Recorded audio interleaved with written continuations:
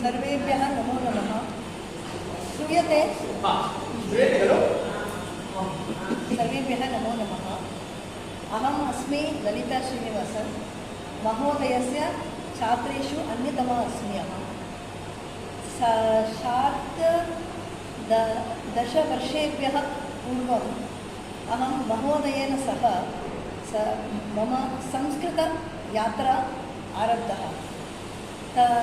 संस्कृतभारत्याः प्रथा अनुसारमेव दशदिनात्मकशिबिरं महोदयः सञ्चालितवान्। तत् अहमपि भागं कृतवती। अनन्तरं सत्वरमेव पत्रालयद्वारा संस्कृतपठने महोदयः माम् अयोजित।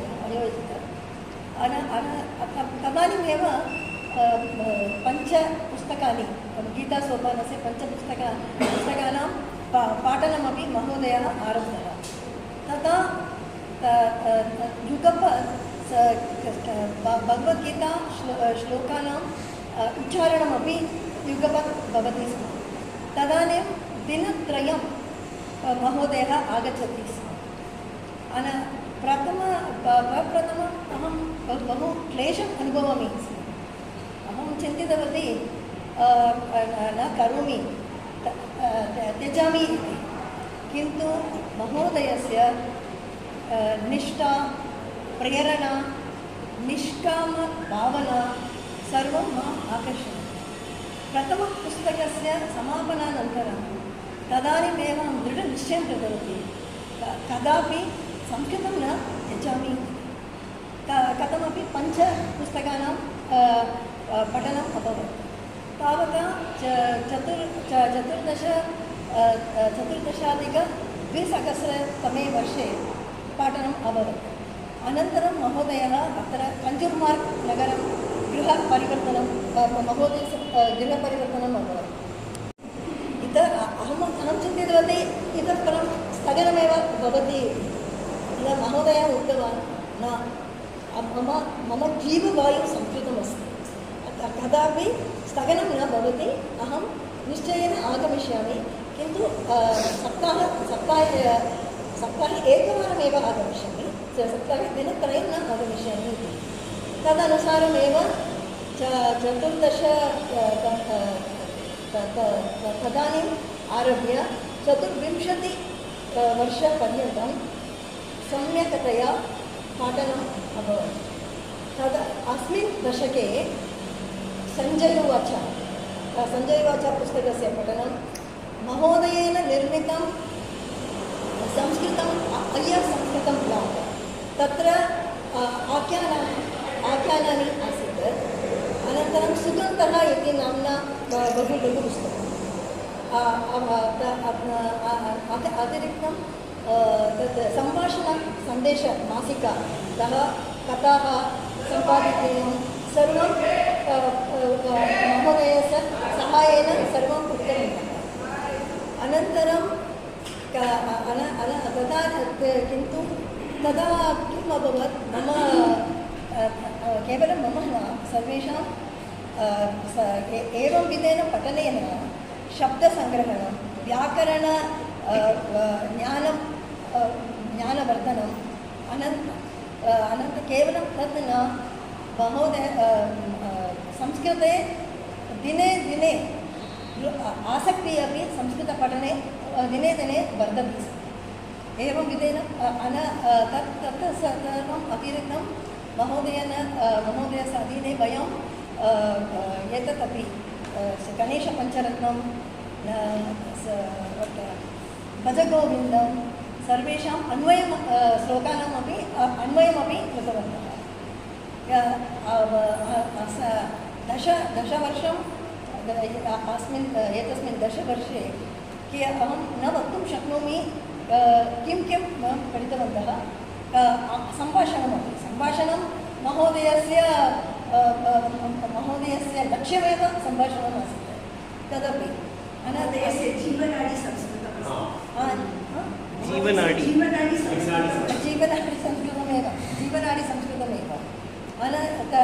तदनन्तरं अहं किम् अभवत् महोदयः सदा एकवाक्यं वदति स्म, संस्कृतभाषा देवभाषा अस्ति, तत् पठनीयं, पठनम् अनिवार्यमेव इति बहुवारम् उक्तवान्। अस्मिन् अनन्तरं गच्छता काले महोदयेन सह मम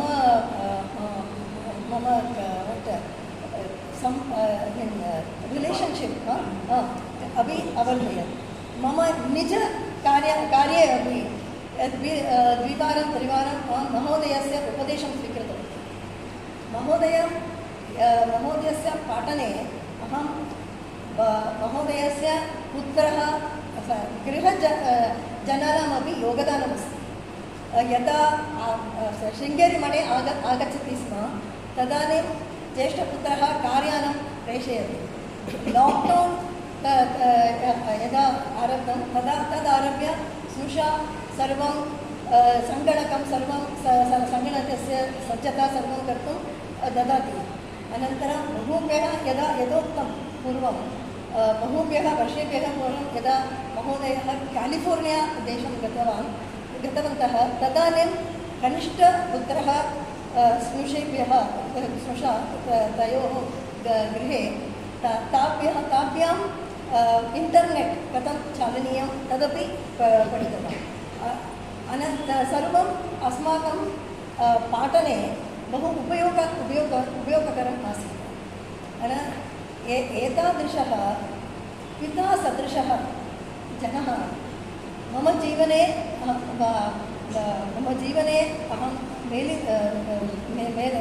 मम जीवने मेलनम् अभवत्। तद् मम सौभाग्यमेव। किन्तु तस्य महोदयस्य अभावं निश्चयेन भवति, कोऽपि पूरितुं न शक्नोति अपि। किन्तु भगवद्गीतायाः 27तमे श्लोकः अस्ति, जातस्य हि ध्रुवं मृत्युः ध्रुवं जन्म मृतस्य च तस्मात् अपरिहार्यते न त्वं शोचितुम् अर्हसि। तत् स्मर्तव्यं वयम्।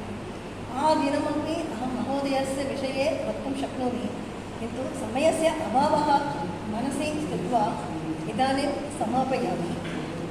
एक अन्तिमः किन्तु न न्यूनतमः पद्यं महोदयस्य व्यवहारं सर्वेषां प्रति समानमेव आसीत्। द्वौ कार्यरतौ छात्रौ महोदयं पृष्टवन्तः, वयं कदा भवतः समीपे आगन्तुं शक्नोमि?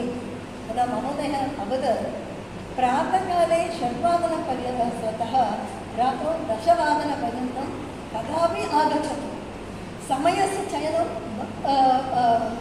भवन्तौ करोतु इति उक्तं। धन्यवादः।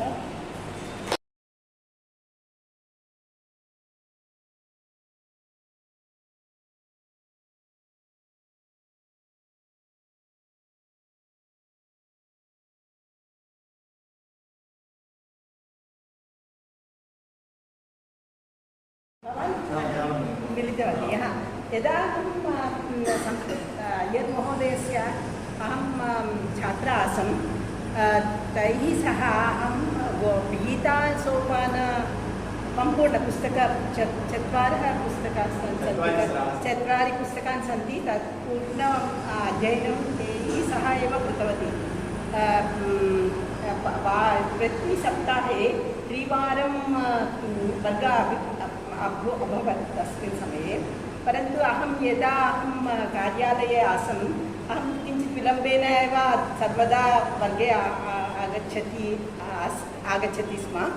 परन्तु एण्ड् आल्सो पूर्वमेव यदा सम्पूर्णं न भवति तत् पूर्वम् एव अहं गृहमपि गच्छति स्म।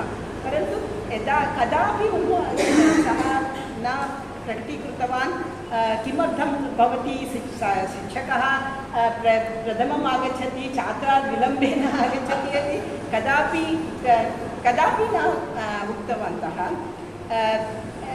इदानीमपि अहं किञ्चिदपि संस्कृताध्ययनम् अहं करोमि, पाठयामि अपि। तत्सर्वं तैः एव दत्तं।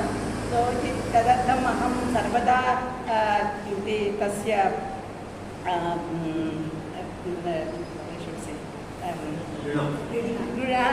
ऋणी अस्मि, परन्तु कृतज्ञा अस्मि, परन्तु सः एकमेव तस्य एक word he used to use, I am the kinkara of Sanskrit Mathu, kinkara, and that word kinkara gives a big meaning, you know, that is something actually of him, and I used to learn through him through online also afterwards, and today also my interest, even if I am teaching anyone or I am learning, सर्वदा अहं तस्य नाम विना अहं मम वर्गः न चलति, किमर्थम् एषा 75-वर्षीयः आरम्भं कृत्वा 95-वर्षीयपर्यन्तं पाठितवान्, सो तद् सर्वे अपि तदैव करणीयम् इति अहं सर्वदा वदामि, एतत् कृत्वा अहम् अवकाशं दत्तवान्।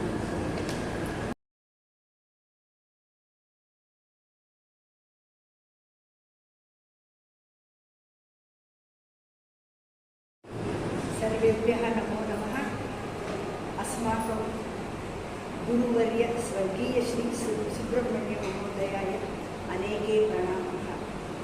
गुरोः परं नास्ति, तस्मै श्री अस्माकं गुरवे।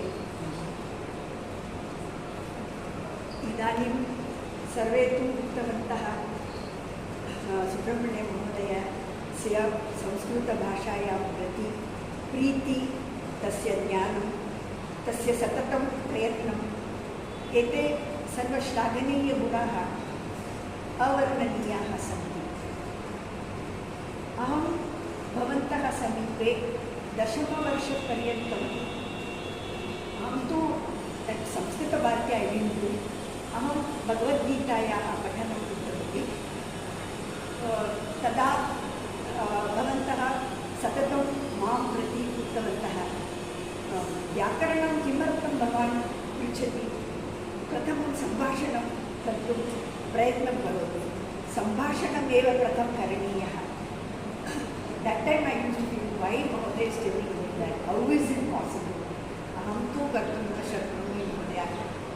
I have come here to learn grammar. व्याकरणं पश्चात् प्रथमं भगवद्गीतायाः श्लोकं सम्यक् रीत्या पठितुं शिक्षा। तदनन्तरं भगवद्गीतायाः प्रथम अध्यायतः 18 अध्यायपर्यन्तम् अहं भवन्तः समीपे कृतवती। भवन्तः विषये बहवः, अहं तु मम भाषायाः न्यूनतायाः कारणात् किञ्चित् लघुवाक्येनैव वदामि। सः बहु सरलः, अतीव दयालु अन्तःकरणः, सत्यवादी च आसीत्। तदनन्तरं यदा अहं सदैव विलम्बेन एव वर्यः आगतः अस्मि, तदा सः उक्तवन्तः, विजयाः तु बहु कार्यमस्ति गृहे, अध्ययनकृते तस्याः समीपे समयः नास्ति। So I had lot of other responsibilities. So small jokingly how he used to tell me. So these are the things that is deeply embedded in my heart. So tasmai, he was an embodiment of all sadgunas. Sadgunan bhandarah, adarah अस्माकं गुरुवर्यः श्री सुब्रह्मण्य महोदयः आसीत् इति अहं वदेम चेत् अत्र अतिशयोक्तिः नास्ति। एतत् उक्त्वा अहं मम भाषणम् अत्र समाप्तं करोमि। सर्वेभ्यः धन्यवादाः। मम गुरुवे अनेके प्रणामाः। भवान् अस्मान् सर्वान् मार्गदर्शनं करोति इति अहं प्रार्थयामि। धन्यवादः।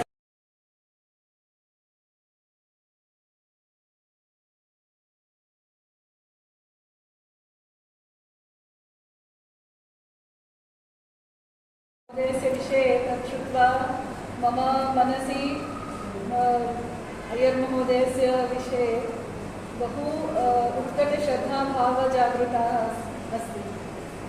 तर्हि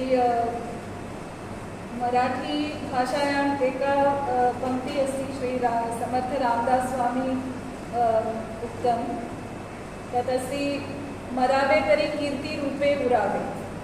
तत् अर्थं भवते सर्वे जानन्ति। तर्हि अहं कदापि महोदयं न मिलितवती, मम भाग्यमपि न आसीत्, परन्तु तस्याः श्रद्धाञ्जलिकार्यक्रमः वै मध्ये अस्ति। अहं येन कारणेन अहं तस्य विषये भवतः विषये जानीमः, तर्हि एतदपि मम भाग्यमस्ति। कुत्र वयं प्रेरणा प्राप्यामः, तर्हि एतत् अनुभवः मम कृते प्रेरणादायी अस्ति। इदानीं तु वयं षष्ठवर्षमपि न अभवत्, तर्हि वयं चिन्तितं कथं कार्यं करणीयं, इदानीं तु शिरोवेदना अस्ति, शरीरवेदना अस्ति, कथं करणीयं। परन्तु महोदयस्य अनुभवं श्रुत्वा वयं बहु प्रेरिता जाताः। तर्हि तस्य आत्मा बहु सन्तुष्टः भवति इति मम चिन्तनं। सर्वे अत्र आगत्य तस्य विषये बहु सम्यक् अवदन्। तर्हि तस्य ब्लाग् अस्ति, तत्र एका कथाम् अहं पठामि। बुद्धिमान् विरुद्ध बलवान्। बुद्धिमान् विरुद्ध बलवान्। एकः बुद्धिमान् अपरः बलवान्। एकदा बलवान् बुद्धिमतः समीपम् आगत्य अकथयत् यत् शक्तिम् उपयुज्य भीमकार्यमपि सुलभेन कर्तुं शक्नुमः इति। एतत् श्रुत्वा द्वितीयः उक्तवान्, भवते सह सहयोगं कुर्वतः पूर्वम् अहं भवतः शक्तेः प्रमाणं द्रष्टुम् इच्छामि। तदा बलवता उक्तं यत् सः एकदा एकां बृहत्शिलाम् एकेन हस्तेन उत्थाय नगरस्य भित्त्याः अपरभागे अनायासेन क्षिप्त्वा स्वबलस्य प्रदर्शनं करिष्यामि इति। इदानीं बुद्धिमत्ता उक्तं यत् भवान् प्रप्रथम् अयं करवस्त्रं भित्त्याम् अपरमार्गं क्षिप्त्वा भवतः बलं प्रदर्शयतु इति। बलवान् औदासीन्येन करवस्त्रं स्वीकृत्य क्षिप्तवान्, परं वायुवेगकारणतः तत् तं प्रति एव प्रत्यागतम्। बलवतः मुहुर्मुहुः प्रयत्नं तदेव फलम् आनयत्। इदानीम् अस्माकं बुद्धिमान् एकं शिलाखण्ड करवस्त्रेण बद्ध्वा करवस्त्रं क्षिपितवान्। शिलाखण्डस्य भारेण करवस्त्रं प्रकृत्या एव भित्त्या अपरमार्गे अपतत्। एतद् दृष्ट्वा बलवान् पराजयम् अङ्गीकृतवान्। कथायाः सारांशं भवति, केवलं शक्तिः एव पर्याप्तं न भवति, बुद्धिरपि भवति चेदपि वरम् अस्ति। धन्यवादः।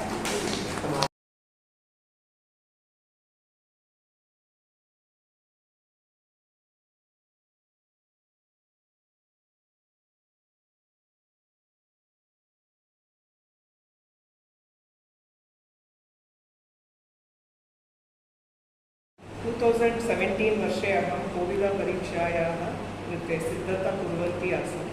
तदा महोदयेन सह मिलितवती। तस्य नेतृत्वे उत्तमतया कोविदस्तरं पूर्णं कृतवती। अधुना आङ्ग्लभाषायां वदामि, क्षम्यतां, because of lack of this thing I will just. Then when COVID took over the world, we, a group of 6 students, Kanan, Lalita, then Aparna, Chitra, Swati and me, who were all at different levels of learning, decided to continue on learning online.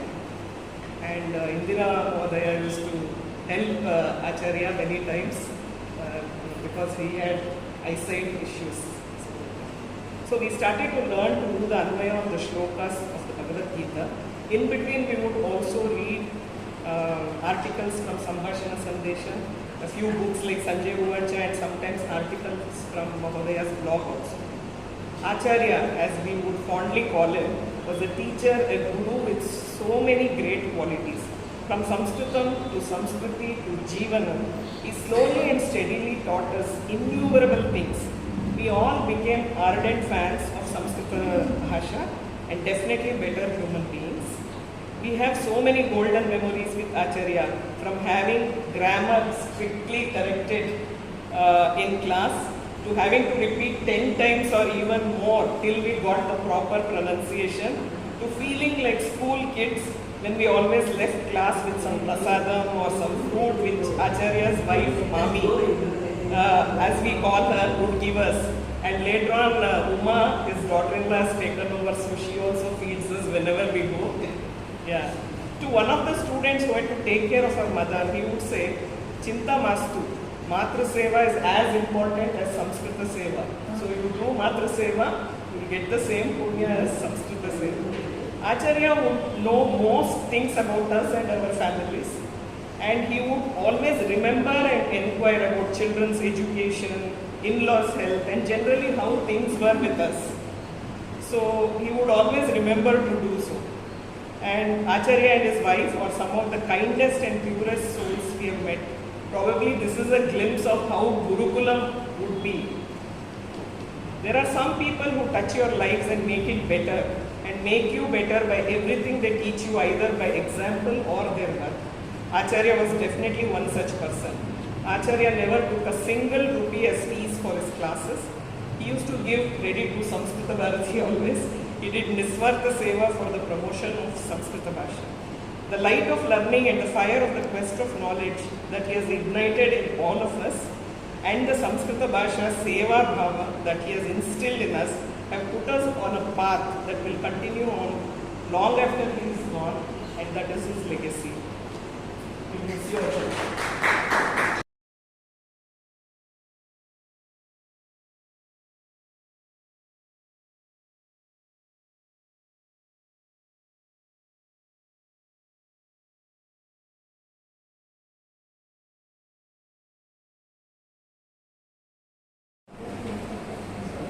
अग्रे गत्वा यदा अस्माकं संस्कृतभाषायाः पुनर्प्रतिष्ठा भविष्यति अस्माकं देशे,